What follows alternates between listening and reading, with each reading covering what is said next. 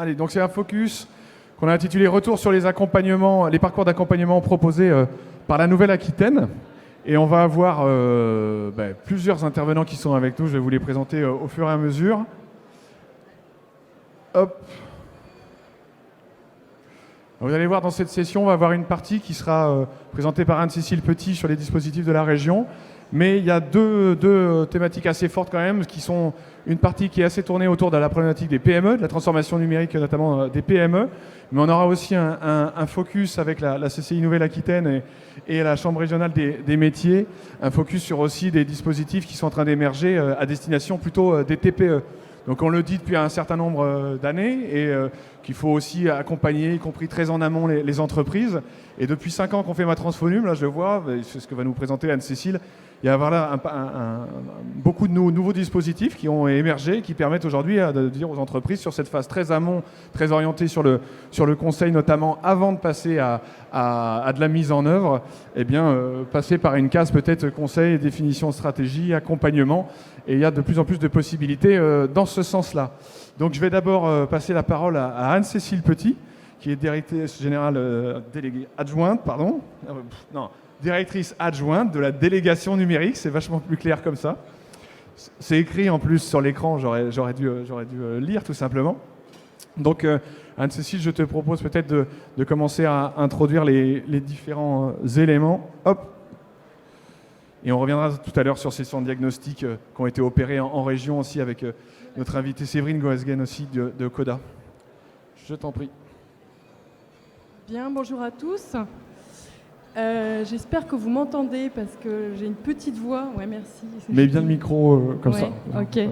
J'ai une petite voix. J'étais victime d'une angine il y a 2 jours. Donc là, je suis en train de la retrouver. Donc effectivement, je travaille à la région et je suis directrice adjointe à la délégation numérique.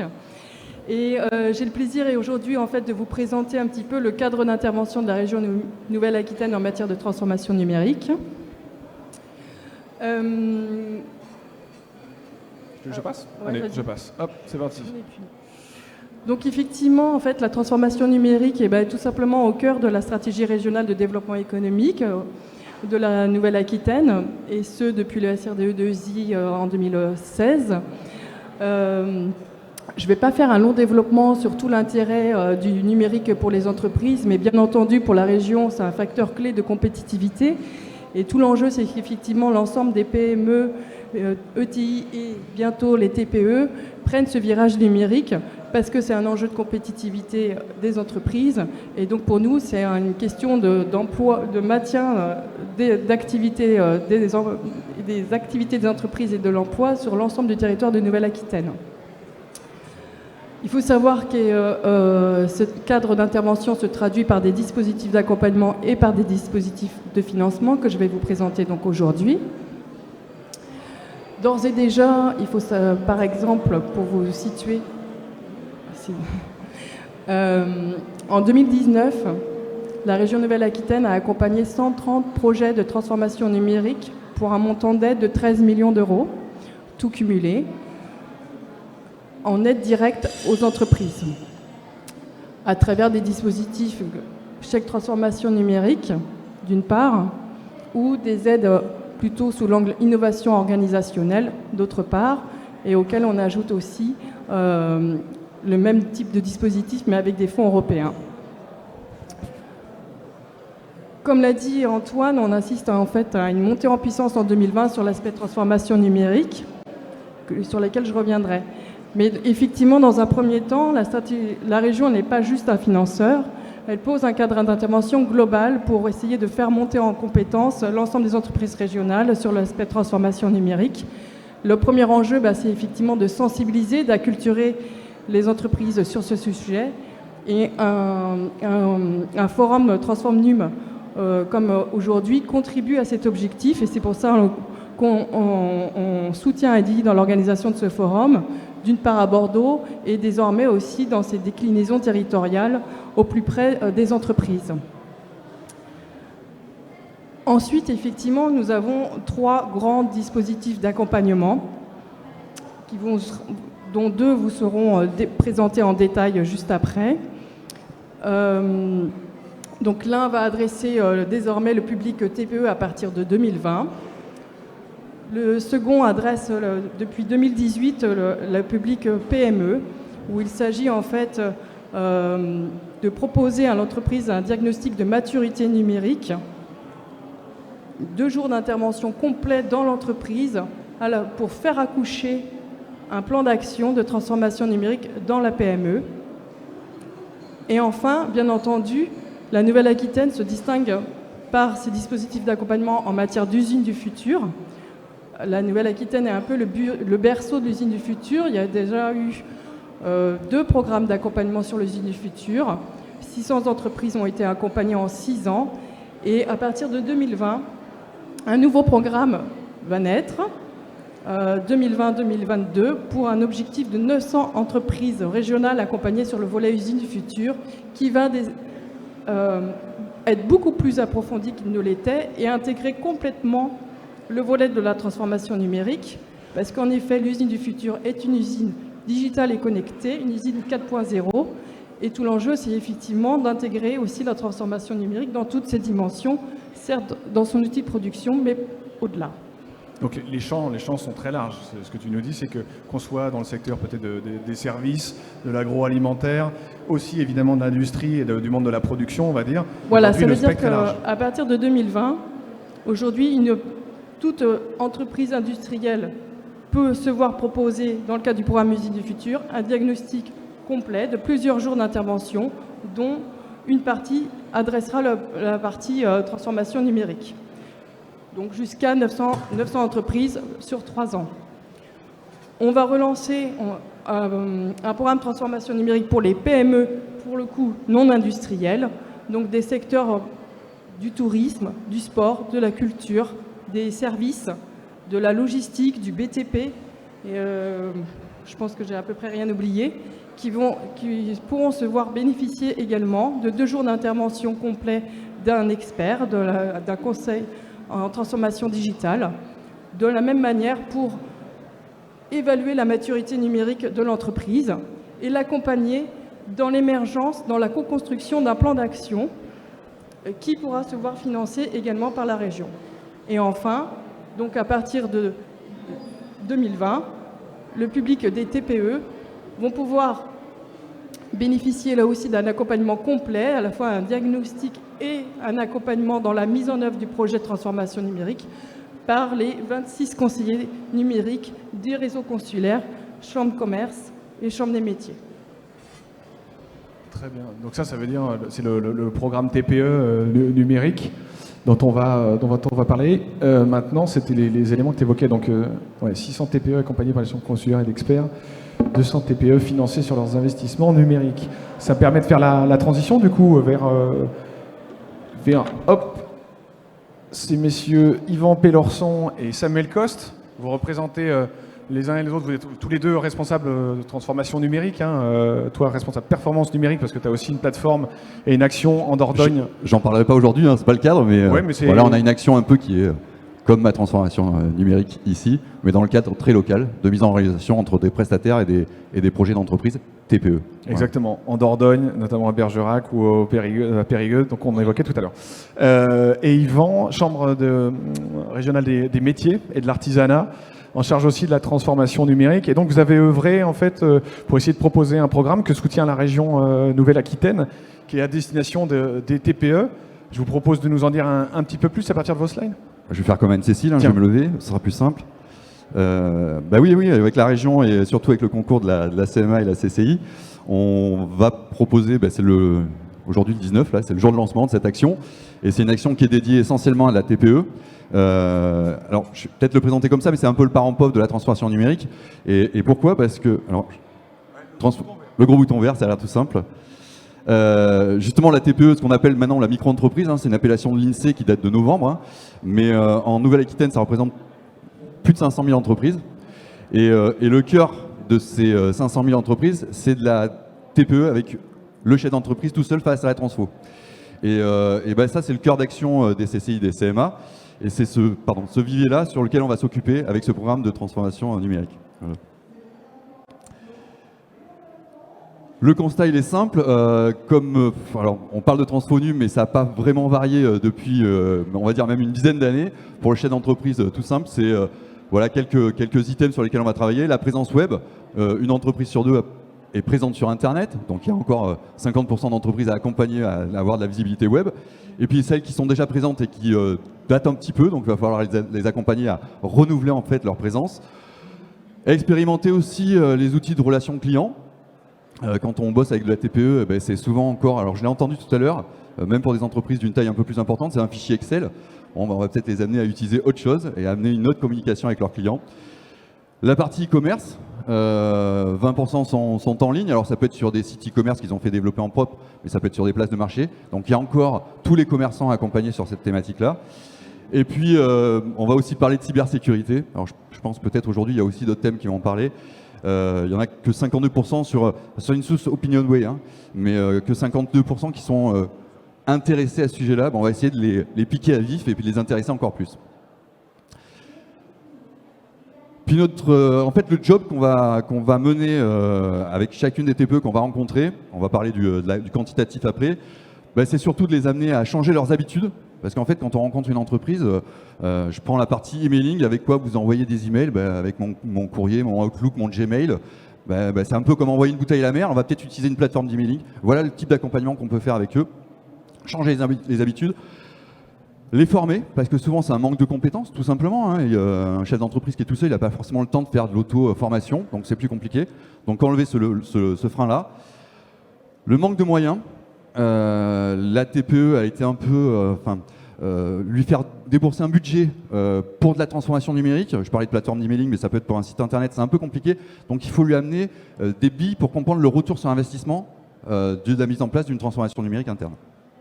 C'est même quelque chose pour faire un parallèle aussi là, avec les rendez-vous B2B qu'il y a aujourd'hui, hein, Ouais. qu'on sent aussi dans les prises de rendez-vous. Prendre contact avec du conseil en transformation numérique n'est pas encore tout à fait naturel. Donc on vient beaucoup aussi aux plénières, on prend moins spontanément encore des rendez-vous B2B avec les experts qu'on propose sur les plateformes. Hein, ça reste encore fort.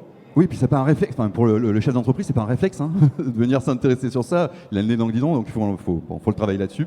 Et le manque de confiance, parce que justement, je pense que des 10 dernières années où le peu de retour sur investissement, on a beaucoup dit il faut te mettre sur les réseaux sociaux, booste ta page Facebook, mets-toi sur Instagram. On a souvent oublié de leur montrer le retour sur investissement qu'il y avait à faire ça. Et donc on va essayer de leur faire regagner de la confiance dans cette transformation numérique. Voilà. En plus, c'est moins sobre numériquement finalement. Mais là, je laisse la parole à Yvan. Yvan. Merci Samuel pour cette introduction. L'enjeu, il est peut-être un peu symbolique. On a le joli logo de nos institutions qui s'affichent à l'écran. Au-delà de ces jolis logos, l'enjeu, c'est de dire qu'aujourd'hui, on veut éviter à tout prix que les entrepreneurs que vous êtes et les citoyens aussi, qui ont été tous confrontés un jour à une administration qu'on contacte et on lui expose son joli projet pendant une dizaine de minutes. Et puis ensuite, vous entendez au téléphone la personne qui vous dit je vous passe mon collègue et vous devez commencer à réexpliquer la même chose une deuxième fois, voire une troisième fois. Ce qu'on voudrait à tout prix éviter, c'est ça, et offrir au travers de nos trois réseaux une réponse mutualisée, mettre en commun nos expertises. Antoine l'a dit en introduction et Vincent Boss l'avait rappelé, le champ de la transformation numérique est aujourd'hui tellement large qu'on ne peut pas tous avoir une expertise en matière d'IA, en matière de publicité sur les réseaux sociaux ou de développement web. Et donc l'enjeu, c'est évidemment de mettre nos compétences en commun. On l'a dit, on a un programme qui va viser aussi à massifier. Hein. Samuel a dit, on a plus de 550 000 entreprises qui sont concernées potentiellement par ce programme.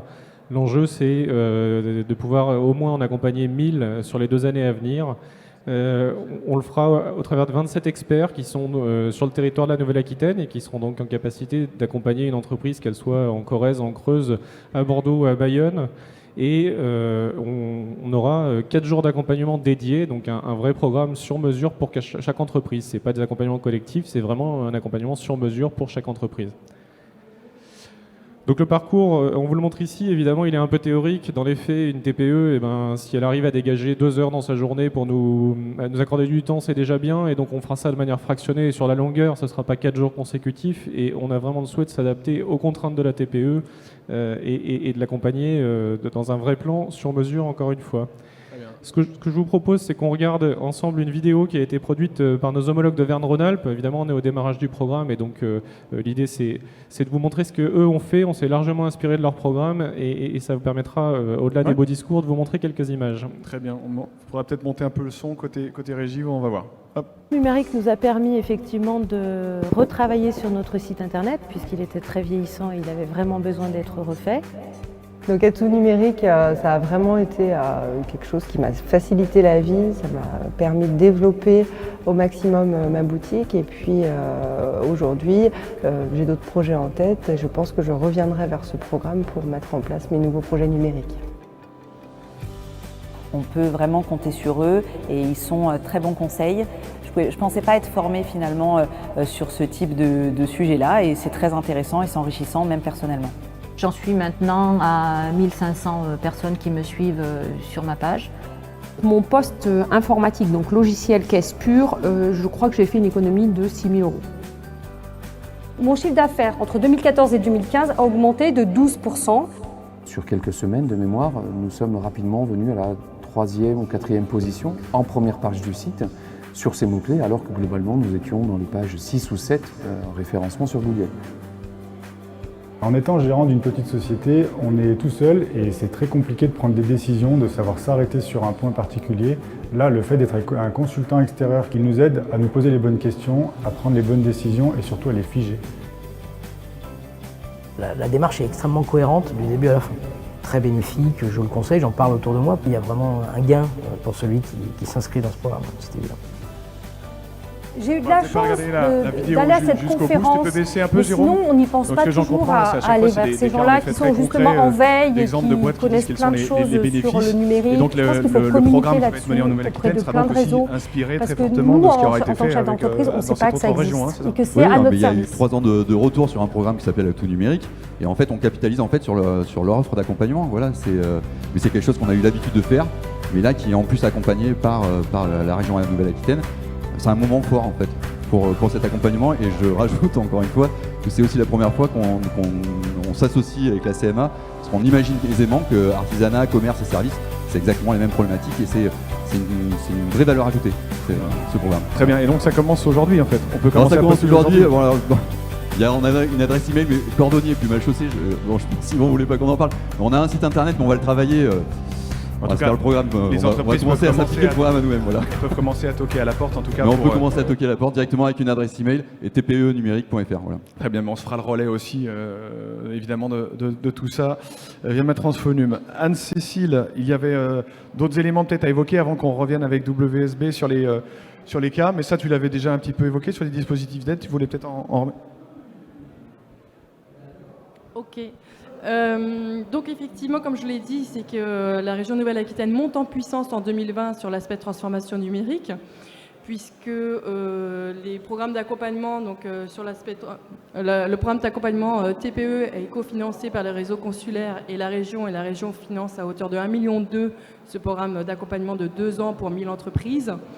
Le programme Usine du futur, c'est un investissement de 15 millions d'euros à parité avec l'État. Et le programme d'accompagnement des 100 PME sur les autres secteurs d'activité est de 500 000 €. Par ailleurs, donc, un nouveau règlement d'intervention a été adopté en décembre 2019, donc il est tout chaud, tout frais, de façon à ce qu'il corresponde le plus possible aux besoins des entreprises, que justement on a vu qu'on a pu mieux appréhender grâce à ces différents dispositifs d'accompagnement préalables.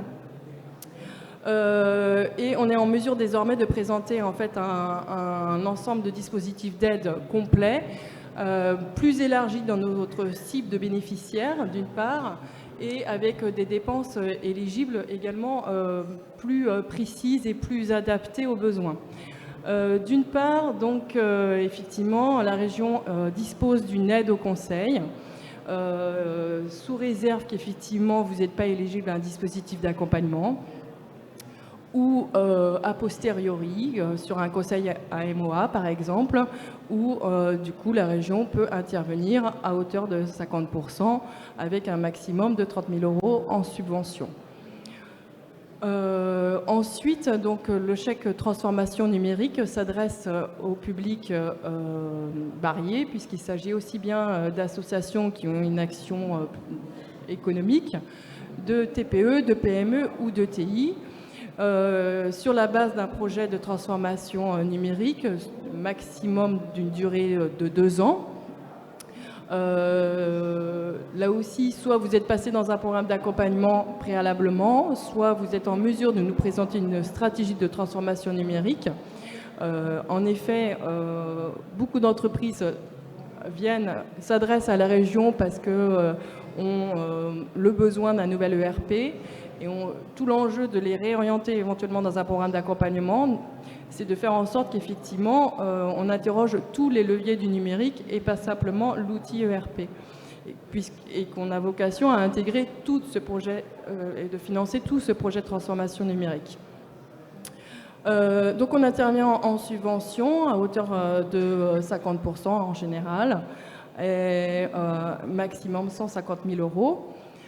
C'est un régime de minimis, donc il faut être vigilant sur le respect des plafonds, qui est de 200 000 euros sur les 3 derniers exercices fiscaux. Ensuite, donc, il y a désormais un programme de transformation numérique qui est davantage orienté sur les gros projets de transformation numérique, puisqu'on est plutôt sur des projets de transformation de au-delà de 8 millions d'euros d'investissement, où là, on va prendre en compte le temps passé de l'entreprise, mais plutôt l'amortissement des investissements et d'équipements.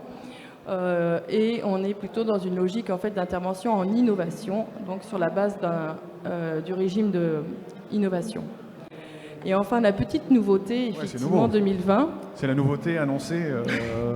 La première nouveauté, c'est qu'effectivement, le chèque transformation numérique s'adresse désormais aux TPE. Ce n'était pas le cas avant.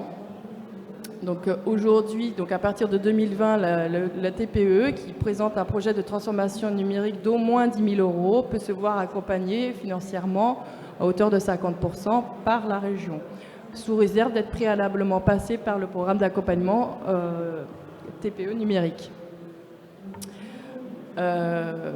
Et donc la deuxième nouveauté, c'est qu'effectivement, il y a une aide au recrutement, puisqu'on voit bien que c'est un facteur clé de succès, vraisemblablement on y reviendra juste après, mais pour pérenniser la démarche et réellement la mettre en œuvre, effectivement, qu'un salarié dans l'entreprise dédié à la transformation est un facteur clé de succès. Donc c'est pour ça qu'on a voulu réellement intégrer cette dimension-là. Et on est en capacité désormais d'accompagner ce recrutement, c'est-à-dire qu'on va prendre en charge la moitié de la première année de salaire chargé, sous réserve qu'il s'agit bien d'un nouveau poste dans l'entreprise et que ce poste soit en CDI, avec un plafond maximal de 40 000 euros. Voilà. Et ensuite, donc, sur les dépenses, si j'en dis 2-3 mots, ça recouvre... ah oui, ok. Donc en fait, en termes de postes de dépenses, vous allez voir que ça couvre aussi bien les infrastructures que les prestations de conseil, les équipements, le marketing digital, la formation aussi. Mais en fait, surtout ce sur quoi on a évolué, c'est qu'effectivement, on prend en compte effectivement le fait que un certain nombre d'investissements sont plus finalement des investissements en fonctionnement, en mode SaaS, etc., qui n'étaient pas forcément bien pris en compte du point de vue du financement. Donc aujourd'hui, on les prend en compte et on va les considérer comme un investissement, quand bien même c'est bien un abonnement mensuel cumulé sur 2 ans, voilà, en mode SaaS, y compris sur du cloud, etc. Et donc on va intervenir sur vos frais de licence, sur les équipements. Alors les équipements, ça peut être les équipements liés à la production du type balance connectée par exemple, qui va effectivement contribuer à la numérisation, la digitalisation de votre outil de production. Mais souvent dans une certaine limite quand même, c'est-à-dire que c'est pas pour refaire forcément tout le parc de tablettes d'une boîte, sauf si ça impacte le processus. On va aussi intervenir sur les matériels informatiques, mais évidemment, en fait, on va regarder la cohérence entre le projet de transformation et le volume, en gros, et la nature des équipements présentés. Il ne s'agit pas de refaire tout l'équipement de l'entreprise et de profiter de remettre à niveau, enfin de rééquiper toute l'entreprise d'ordinateurs. Ce n'est pas l'objectif effectivement du dispositif. Et j'ajouterais juste une dernière chose, c'est qu'effectivement la transformation numérique est aussi à la croisée des chemins de deux nouvelles priorités de la région, à savoir la cybersécurité d'un côté et la sobriété numérique de l'autre. Et donc on va aussi, à la fois dans les programmes d'accompagnement comme dans les dispositifs de financement, mettre l'accent sur ces enjeux-là qui sont majeurs. Très bien. Oui, donc ça c'est les deux autres nouveautés. Donc ça fait 4 nouveautés majeures. Merci Anne-Cécile. Je pense que ça permet au public en effet de comprendre. Juste sur la partie marketing digital aussi, parce que c'était des choses qu'on appréhendait difficilement aussi en termes de dépenses. C'est vrai. Donc c'est quand même dommage d'investir dans un site e-commerce si derrière on n'investit pas en marketing digital. On sait que ce sont des frais importants. Donc on incite finalement l'entreprise, en les considérant comme des dépenses éligibles, à investir aussi dans ce marketing digital. Évidemment, de la même manière que pour les équipements, il faut que ça reste proportionnel. Et donc on a mis un plafond à 5% des dépenses éligibles, mais c'est pour donner un peu un cadre d'intervention. Voilà. Ok, très bien. Ouais, ça permet de voir quand même qu'en très peu d'années, finalement, il y a maintenant une capacité de couverture des problématiques de transfo de l'amont vers l'aval, mais avec aussi, on le comprend quand même, le fait qu'il y a un enjeu d'être passé par ces cases, on va dire, amont, avant d'aller demander des chèques de transformation numérique. Et pour être plus cohérent, éviter de saupoudrer sur des besoins outils, il faut que ça soit connecté, en effet, à une stratégie globale d'entreprise. Donc là, moi, j'ai dit qu'il y avait eu en 2019 13 millions d'euros d'aide directe aux entreprises. On estime qu'en 2020, on devrait atteindre au moins 15 millions d'euros. Et vraisemblablement, donc, comme on sait que ça continuera à monter en puissance et comme on est en train de massifier les programmes d'accompagnement, tout l'enjeu, c'est aussi d'accompagner ce mouvement-là budgétairement au niveau de la région et aussi d'aller solliciter les fonds européens et la nouvelle génération de programmes européens à partir de 2021 pour accompagner aussi fortement financièrement les entreprises. Et pour avoir un retour, pour savoir si c'est possible pour votre entreprise, évidemment, on vous convie à aller rencontrer. Ils sont là, d'ailleurs, ils font les malins là-bas, mais ils sont là. Notamment tes collègues Anne-Cécile, Anthony Blanchard, plutôt sur la partie Bordeaux, Marie-Ève Taillot depuis Limoges et Arnaud Pigné depuis Poitiers. Ils seront présents là-bas sur le stand, ils sont à votre disposition pour voir si justement ça peut correspondre à vos projets, tout ça. Merci Anne-Cécile. On va continuer du coup et prendre du temps avec Bruno Lecomte sur vraiment l'aspect PME et la partie dédiée justement aux diagnostics qui ont été effectués. Alors ça fait presque un titre de film, quoi. Sans diagnostic, transphonum. Mais en tout cas, toi et Jean-Christophe Mallet de WSB, vous avez été retenus par la région sur ce dispositif d'accompagnement et vraiment sur cette phase amont, conseil, diagnostic et potentielle trajectoire de l'entreprise. Donc vous avez été absolument partout sur le territoire. On a été absolument partout, d'Aubusson à La Rochelle jusqu'à Saint-Jean-de-Luz. Voilà. Donc quelques chiffres tout à l'heure que je vous présenterai, mais de nombreux kilomètres parcourus. Peut-être vous rappeler d'où vont venir en fait les informations que je vais vous donner. Vous m'entendez bien déjà ? Oui. Ok. D'accord. Donc on a réalisé près de 100 diagnostics sur 20 mois. On a donc déroulé avec les dirigeants d'entreprise 2 journées, une première journée exploratoire où on réalise en fait un diagnostic autour de 137 questions. Et de ces 137 questions, évidemment, on en tire des conclusions pour l'entreprise, mais on en tire aussi des conclusions plus générales, et c'est ces conclusions générales que je vais vous présenter. Ce questionnaire, il est complété l'après-midi par un module qui nous permet de remonter sur les enjeux stratégiques de l'entreprise et d'explorer son environnement. Qu'est-ce qui la bouscule, en fait, dans son activité, dans son modèle, etc. Et la seconde journée, qui est consécutive, on co-construit un plan d'action avec les dirigeants. Donc la deuxième partie de mon intervention consistera peut-être à vous présenter les grands axes. On a appelé ça les facteurs clés de succès, sans prétention. Voilà les grands axes qui constituent ces plans d'action. Donc il y a des entreprises que j'ai croisées, j'ai vu Cybertech, les ateliers du fil. Il y a aussi Coda qui peut-être pourra témoigner tout à l'heure. Garnier Industrie aussi, je crois qu'elle est présent aussi. Oui, d'accord. Ok. Donc une répartition sur le territoire, indice moyen de maturité numérique 46 sur 100, le minimum 28 et le score maximum 69. On va voir ce qui peut expliquer aussi ces différences. Non, le gros vert pour avancer. Donc plutôt moyen en termes de maturité numérique. Plutôt moyen en termes de maturité numérique, avec une très grande hétérogénéité évidemment des entreprises. Les entreprises qu'on a accompagnées, elles ont de 10 à 730 salariés sur l'ensemble des secteurs d'activité, avec sur un même secteur une très grande diversité de modèles, de façons de faire, d'organisation, de culture d'entreprise. Donc on ne s'est pas ennuyé, c'était pas répétitif. On a beaucoup appris aussi nous-mêmes pendant ces 20 mois d'expérience. 20 mois de mission, environ 8000 collaborateurs concernés, taille moyenne des entreprises qu'on a accompagnées, c'est 80 personnes. Avec 196 jours passés dans les entreprises, plus de 25 000 km parcourus. On m'avait dit que la Nouvelle-Aquitaine c'était aussi grand que l'Autriche. Je ne savais pas que l'Autriche c'était aussi grand. Et plus de 30 000 post-it collés, puisque c'est un atelier collaboratif.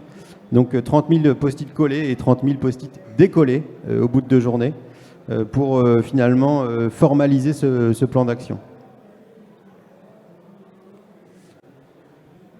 En un mot, en un slide, ce qui finalement influence la maturité numérique des entreprises, peut-être avec des choses qui vont vous étonner.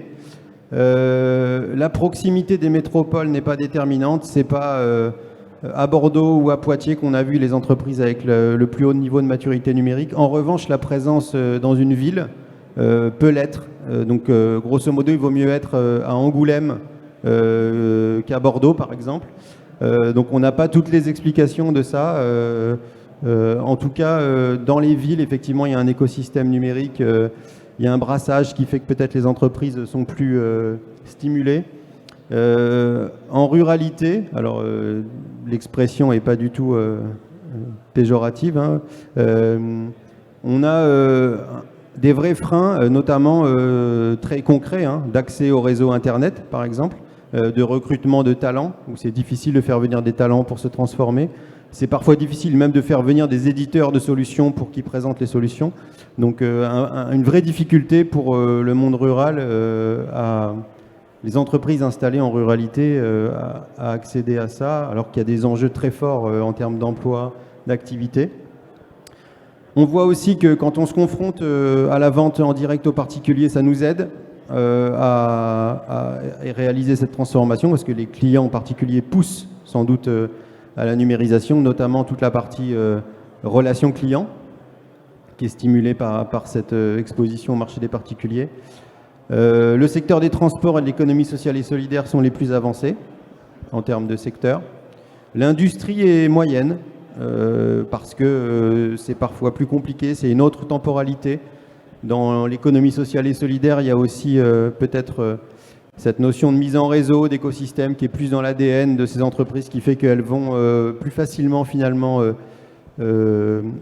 développer cette numérisation. Alors leur gouvernance est très importante, la dimension collaborative et démocratique de la gouvernance est hyper importante, donc ils servent peut-être du numérique pour ça. Tout à fait, et la culture par exemple de l'open source dans le digital qui est très proche de celle de l'économie sociale et solidaire, ça aide aussi à accéder à des solutions ouvertes, souvent moins chères, bien maîtrisées par l'écosystème. Et puis, un rapport de corrélation entre l'effectif et le niveau de maturité numérique, assez logique, à l'exception des entreprises, on va dire, entre 10 et 50 salariés, donc le début de la structuration qui fait qu'on a un petit creux de la vague, où on n'arrive pas forcément à tout mener de front, et ce qui explique qu'on a... On freine un peu finalement, on gère les priorités et la numérisation ralentit un peu dans cette phase, ce qui peut amener notamment des accompagnements peut-être spécifiques sur ce segment-là. Vas-y, c'est pas sûr qu'on ait absolument le temps de voir absolument tout, hein. Mais on va y arriver. Mais tu veux que j'accélère ? Un petit peu. Ok. Les résultats sur Avid ce bleu, ça passe très bien à l'écran. Alors, le numérique, c'est positif. Le numérique est considéré évidemment comme un facteur d'innovation des produits et services pour la majorité des entreprises, et puis c'est un facteur de transformation positive. Alors, on a un biais, c'est que les dirigeants d'entreprise étaient volontaires pour réaliser ces diagnostics, et que par conséquent, ceux qui trouvent ça négatif, on les a pas vus. 84% des entreprises considèrent que le numérique a probablement ou souvent amélioré la relation client. Pas de réel problème au niveau des équipes. Il y a très peu de dirigeants qui considèrent que leur entreprise est réfractaire. Ils considèrent qu'elle est soit mitigée, soit qu'elle démontre une appétence. Donc pas de frein au niveau de l'équipe. Deuxième enseignement, les dirigeants sont convaincus que la communication digitale est un point important pour exprimer leur proposition de valeur, la faire connaître, toucher leurs clients. Mais ils se demandent un peu comment y aller finalement. On en perçoit bien les enjeux, mais le passage à l'action, surtout dans des entreprises qui ont une culture très B2B, cette culture du digital, des réseaux sociaux, du web, elle est difficile à appréhender pour les dirigeants.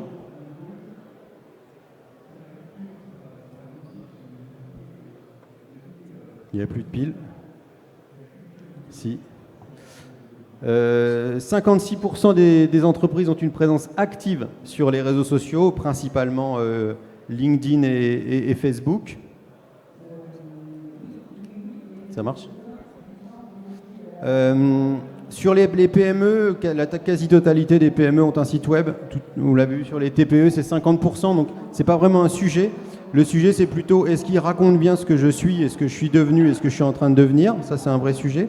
Et deux, est-ce qu'il est conforme aux standards graphiques et techniques actuels, c'est-à-dire est-ce qu'il est performant en référencement, est-ce que mes clients, qu'ils soient en mobilité ou chez eux ou au bureau, peuvent me consulter correctement, etc. Ça, c'est l'autre point de difficulté, cette qualité, on va dire, et cette performance du site web. La gestion commerciale a très peu évolué, donc dans les entreprises qu'on a pu croiser, évidemment, la partie commande facturation, souvent, elle est bien faite. La partie amont, pilotage de l'activité commerciale, elle est souvent moins bien couverte. Et puis la partie aval, on va dire, le SAV et le support client. Il faut dire que les entreprises structurées qui se sont dotées d'outils qui font un peu de tout, finalement, cette partie amont, gestion d'opportunités, gestion de contacts, etc., souvent les outils en place ne sont pas très adaptés et il n'y a pas non plus cette notion de collaboration aussi au sein de l'équipe commerciale qui peut être un élément important. Bon, Excel a changé le monde et continuera de le changer encore, je pense, pendant quelques temps. Donc Excel, l'outil principal pour gérer une base de données aujourd'hui. On dispose de données clients. Elles sont statiquement stockées dans des fichiers, on ne les exploite pas et on ne les enrichit pas et on ne les met pas à jour. C'est à peu près la règle.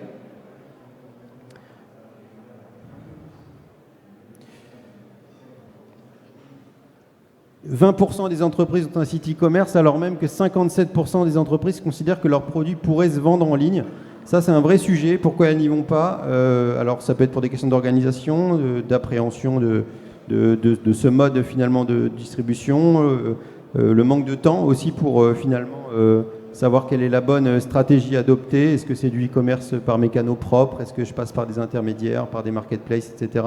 Donc un vrai sujet pour des entreprises qui aussi souvent cherchent à se diversifier et à ouvrir finalement des canaux de vente directe aux particuliers. On l'a vu notamment dans l'agroalimentaire parfois, où un peu lassé de ne parler qu'à la grande distribution avec ses règles du jeu particulières, on peut avoir la tentation de vendre finalement, de distribuer soi-même ses produits en circuit court, on va dire, aux consommateurs finaux. Donc ça fait partie des sujets de discussion qu'on a pu avoir avec eux. La partie ressources humaines, on utilise le numérique pour recruter, mais c'est tout. Toute la partie gestion du personnel, gestion des carrières, gestion des compétences, des formations, accompagnement finalement du collaborateur dans la vie quotidienne, dans sa relation marque-employeur est très très très peu outillée, souvent par méconnaissance des solutions de nouvelle génération qui peuvent exister. Le pilotage de l'entreprise, le dirigeant pilote son entreprise, souvent avec un tableur Excel bien fait et finalement des données qui, quand elles sont à jour, sont intéressantes, quand elles ne le sont pas, le sont beaucoup moins évidemment.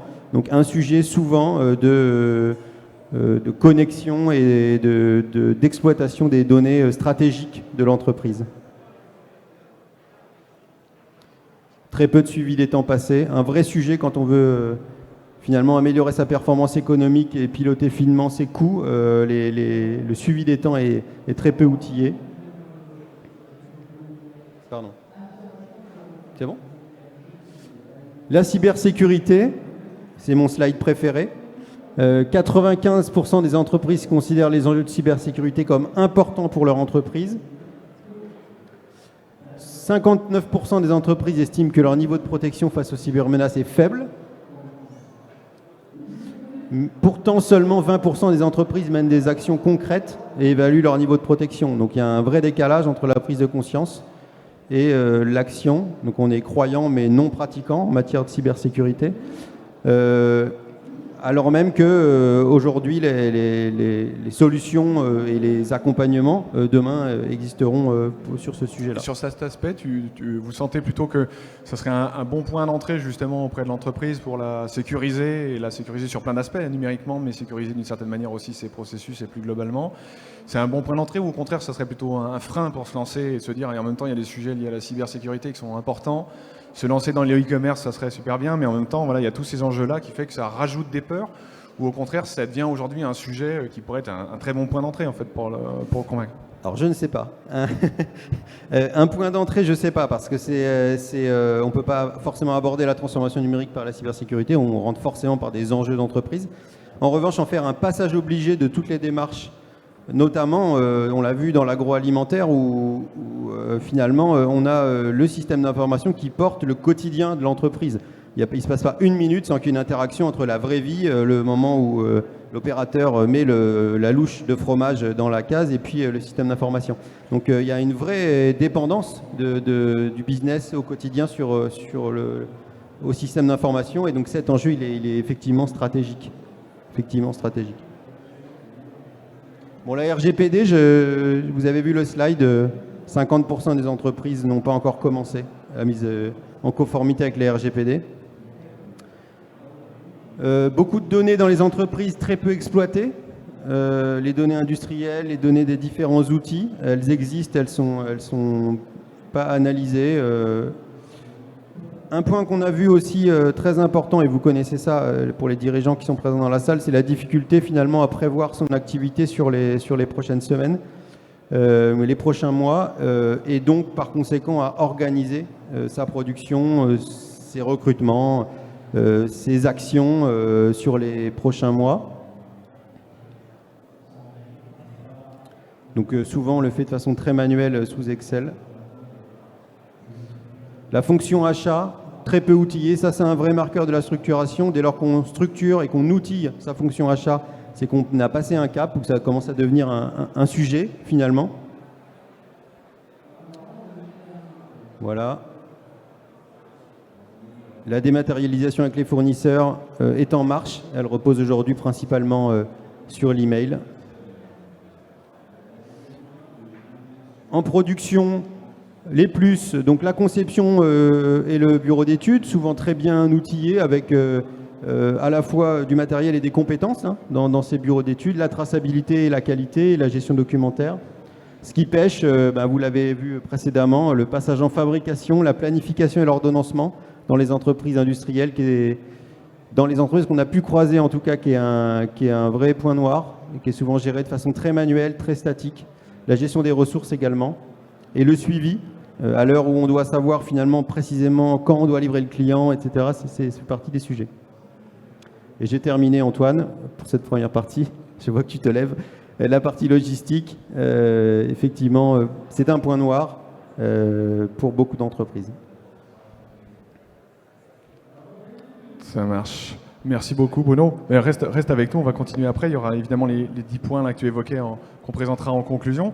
J'en comprends quand même que niveau maturité numérique, on a un chiffre très moyen, on va dire, à 50%, mais dans les constats, on voit qu'il y a quand même encore énormément de marche à franchir, parce qu'il y a quand même beaucoup de sujets où le constat est relativement moyen, on va dire. Alors, là, ce sont des moyennes. Les entreprises, souvent, ne sont pas moyennes partout. Souvent, elles ont forcément des compartiments qu'elles ont travaillés plus spécifiquement. Typiquement, la partie production dans l'agroalimentaire est souvent plutôt à un bon niveau de maturité, parce que poussée par mes clients, poussée par mes impératifs secteurs. Donc, la partie ressources humaines est quasiment dans toutes les entreprises peu mature finalement, mais après il y a une très grande hétérogénéité, une très grande diversité. Un plan d'action ne fait pas l'autre, hein, tu as pu le constater quand tu les as lus. Effectivement, l'hétérogénéité des niveaux de maturité, des cultures, etc. fait que voilà, en fonction les compartiments s'équilibrent. Donc ça milite pour des trajectoires finalement assez uniques à chaque entreprise. Ouais. Exactement. Okay. Alors justement, en parlant de gens qui ont été audités, j'ai proposé à Séverine Goasguen, qui est la présidente fondatrice de l'Institut d'études CODA, de nous rejoindre. Je t'en prie, viens avec nous Séverine, prenez les deux places tous les deux. Alors Séverine, je t'en prie, assieds-toi. On vous a demandé de venir en fait, pour nous dire ce que ça avait un peu représenté pour vous, ce diag. Déjà, pourquoi l'avoir mobilisé, est-ce que ça correspond à des besoins actuels en effet dans votre entreprise, et est-ce que ça peut représenter en fait comme valeur ajoutée pour vous aujourd'hui. Mais n'hésitez pas à nous redire ce qu'est CODA, bien évidemment, en introduction. Bonjour à toutes et à tous. Donc quelques mots sur CODA. Donc on est un institut d'études quantitatives indépendant, situé au Bouscat, que j'ai créé il y a 9 ans.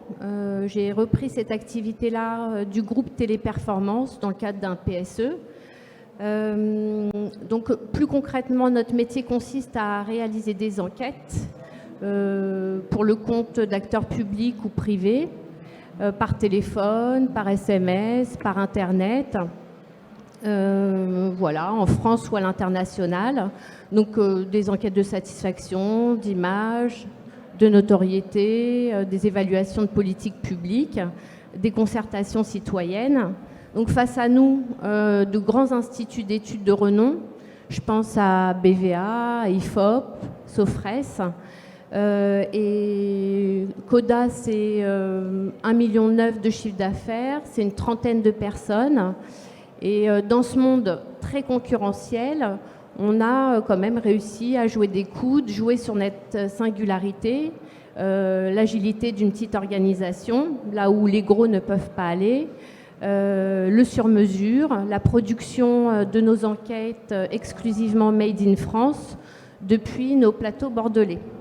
Donc dans ce contexte d'analyse de données, vous comprenez qu'on est très concerné par cette transformation numérique avec l'arrivée du big data, de la data intelligence, voilà, et de tout ce qui peut aujourd'hui venir perturber dangereusement des dispositifs d'enquête qu'on voit un peu comme traditionnels.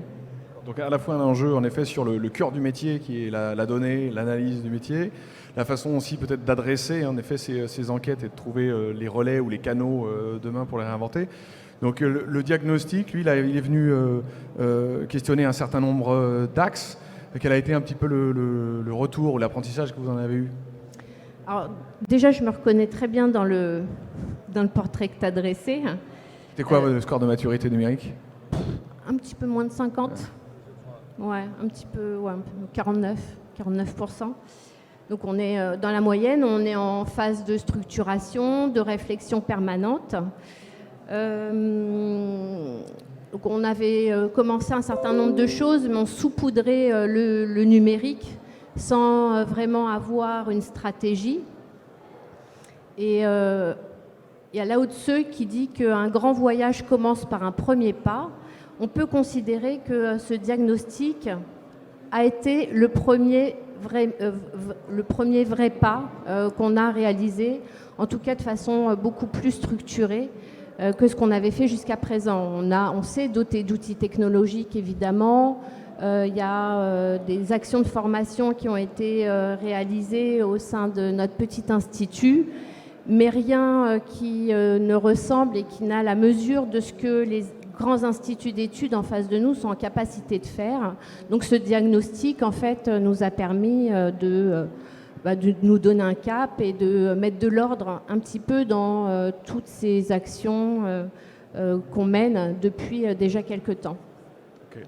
Donc maintenant, ça va être la case déploiement, simple à envisager. Les présentations tout à l'heure de Anne-Cécile Petit vous donnent envie d'aller toquer à la porte. J'ai plein d'envie. Oui, j'ai plein d'envie parce que ce diagnostic, c'est qu'une petite pierre de ce grand édifice qu'on a à construire. Donc ça donne la direction. Maintenant, il faut mettre en œuvre. On a abordé dans le cadre de ce diagnostic un certain nombre de sujets qui concernent le recours à les réseaux sociaux, la refonte de notre site internet, de notre système d'information, des actions de formation au travers de recours à des MOOC. C'est des pratiques en fait qui ne sont pas forcément très bien inscrites dans nos façons de faire. Donc voilà, ça se mérite là.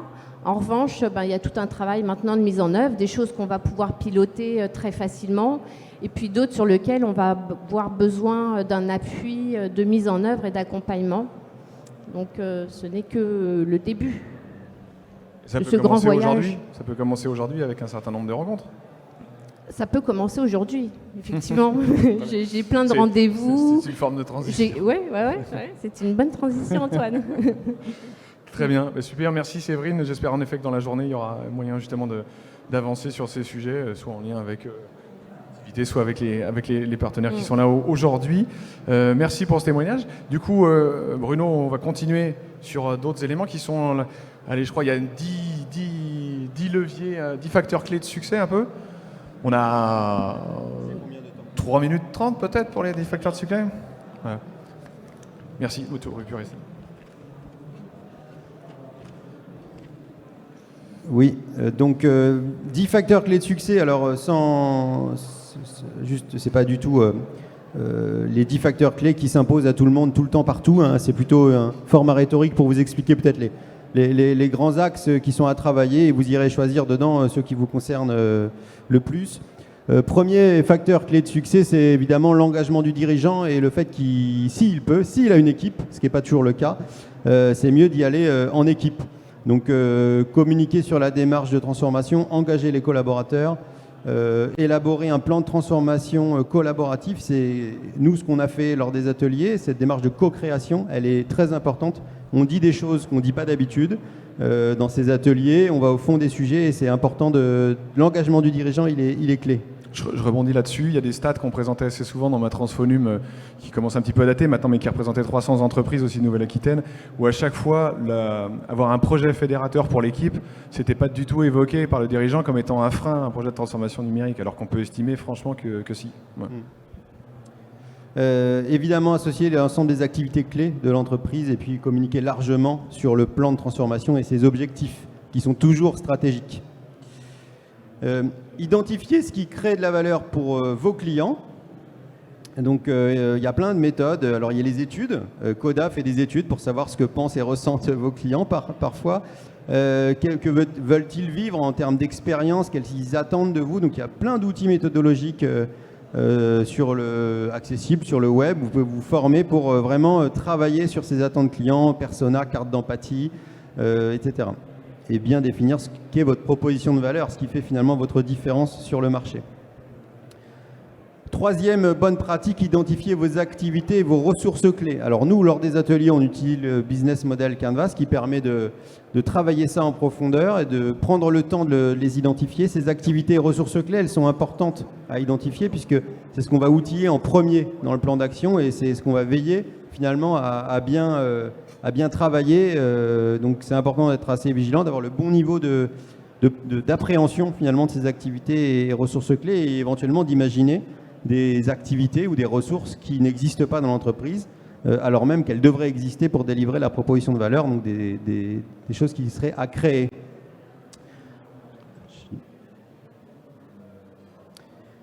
Dotez-vous d'outils de dernière génération pour vos activités clés. Un mot là-dessus, des entreprises qu'on a croisées, elles étaient revenues du modèle ERP qui gère tout, très intégré finalement du sol au plafond.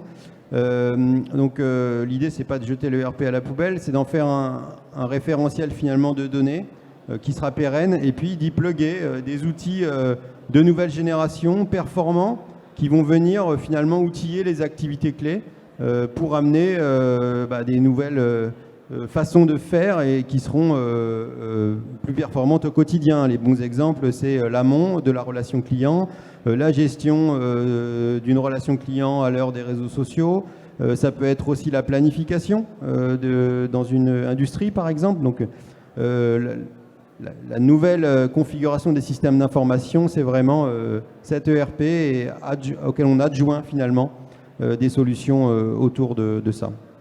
Évidemment, quand on parle de ça, on parle des solutions aussi du cloud. Donc vous avez noté que dans ce qu'a dit Anne-Cécile, les solutions du cloud peuvent être éligibles au dispositif de financement. Très important parce que la plupart des solutions de nouvelle génération aujourd'hui ont un pendant cloud, sont en cloud. Et puis parfois un changement culturel à mener pour le dirigeant, petite appréhension de confier ses données au nuage qui sera sans doute réglé dans les prochaines années à l'usage. Miser sur l'écosystème numérique mondial, ça rejoint ce que je dis. N'hésitez pas à regarder ce qui existe autour dans les solutions cloud du marché. Il y en a beaucoup. Soyez curieux des startups dans votre domaine et de vos activités clés. Donc Matransonum est un bon moyen de découvrir des offreurs de solutions innovants. Et puis intéressez-vous aux initiatives régionales et nationales sur la souveraineté numérique, le stockage en région, la cybersécurité, etc. Voilà. Appuyez-vous sur cet écosystème. Facteur numéro 6, produisez un contenu de communication original et qualitatif. C'est essentiel. Les entreprises, les PME sont en train de s'approprier, on va dire, les outils de communication et c'est plus l'apanage des grands groupes finalement aujourd'hui de communiquer, c'est une nécessité des clients. Et ça passe avant tout par le contenu, évidemment, un contenu qui doit être qualitatif dans la forme et puis qui doit raconter surtout ce que vous êtes. C'est la partie peut-être la plus importante. On a croisé beaucoup d'entreprises qui avaient une communication complètement décalée par rapport à ce qu'elles étaient devenues. On n'y sentait pas l'innovation, la collaboration, on n'y sentait pas les engagements aussi parfois RSE qui sont souvent fondateurs parfois d'une culture d'entreprise. Tu fais très bien le changement de slide, Antoine. Former et cultiver tous vos collaborateurs, c'est un point important. Envoyez-les à Matransonum pour qu'ils s'acculturent aux différents sujets. Intégrez le numérique dans vos plans d'action, pas seulement se former à l'utilisation des logiciels, mais s'acculturer aux réseaux sociaux, aux bonnes pratiques de cybersécurité, savoir à peu près à quoi ça sert l'intelligence artificielle, voilà, des choses comme ça. Ça, c'est important. Partager une veille curieuse sur le sujet en tant que dirigeant, ça fait partie des choses. Plus on laboure finalement ce champ du numérique, plus il y pousse de belles fleurs, j'ai envie de te dire. Oui, puis la culture de l'économie numérique fait complètement partie de l'économie en général. Donc en faire l'impasse dans sa curiosité en termes d'articles, en termes de modèles d'affaires, en termes d'aujourd'hui, c'est une erreur. C'est une erreur. Tout à fait. Point numéro 8, agissez pour votre cybersécurité. Donc, et notamment, un point important qui est le facteur humain, qui est souvent peu couvert, parce que les entreprises souvent ont un partenaire informatique qui gère la partie technique, qui s'occupe de ça. La partie facteur humain est souvent délaissée, donc ça passe par de la sensibilisation, de la formation, aux principales arnaques financières, aux ransomware, aux bonnes pratiques finalement au quotidien d'hygiène numérique, aux bons réflexes en cas de défaillance, d'attaque, etc. Donc c'est important de faire sa révolution cyber et puis aussi d'instaurer une culture de transparence, parce que la cybersécurité repose beaucoup sur la transparence au sein de l'entreprise et de collaboration aussi avec des acteurs qui peuvent partager les mêmes enjeux. 9e point, si vous collaborez, dotez-vous d'un outil de travail collaboratif. La collaboration, alors tous les mots sont importants, c'est si vous collaborez, si vous ne collaborez pas, ça ne sert à rien. Ce n'est pas l'outil qui fera la collaboration. En revanche, On a vu beaucoup d'entreprises qui soit collaboraient avec leurs fournisseurs ou leurs sous-traitants parfois, ou au sein de l'entreprise, au sein de l'équipe commerciale, au sein des bureaux d'études, etc., avec des outils et finalement peu adaptés. Aujourd'hui, beaucoup d'outils avec des cultures différentes, des ADN différentes sont des bonnes solutions pour gérer des projets, pour gérer de la communication transversale, descendante, un peu quotidienne, pour gérer des choses beaucoup plus simples, hein, comme des tâches, des agendas autour de projets de collaboration. Donc, prenez le temps de choisir l'outil qui vous convient le mieux et puis déployez-le. Voilà. Et le dernier, comme le disaient Lao Tse et Séverine, la politique des petits pas, commencer par les actions à ROI immédiat. Et on parle souvent, j'en ai parlé tout à l'heure de la partie RH, outiller sa gestion RH, ça fait gagner du temps à l'entreprise et il y a de la valeur pour les collaborateurs puisque finalement ils peuvent déposer leur congé tranquillement dans le canapé le soir, ils n'ont plus la pochette des justificatifs de frais qui traînent à l'arrière de la 405, donc ça amène de la valeur, de la transparence, ça montre que l'entreprise se structure, ça fait partie des actions qui sont souvent intéressantes quand elles sont pertinentes évidemment. Donc voilà, commencer par les gains rapides et les petits pas, c'est une bonne pratique aussi pour qu'on puisse percevoir tout de suite l'efficacité et le retour du plan. Super, merci Bruno, tu as tenu en plus le timing, c'était excellent. Donc très intéressant d'avoir ce retour sur les 100 entreprises, on en aura bientôt encore plus puisque ce dispositif sera relancé. Anne-Cécile, à partir de quand les entreprises pourront candidater sur le prochain ?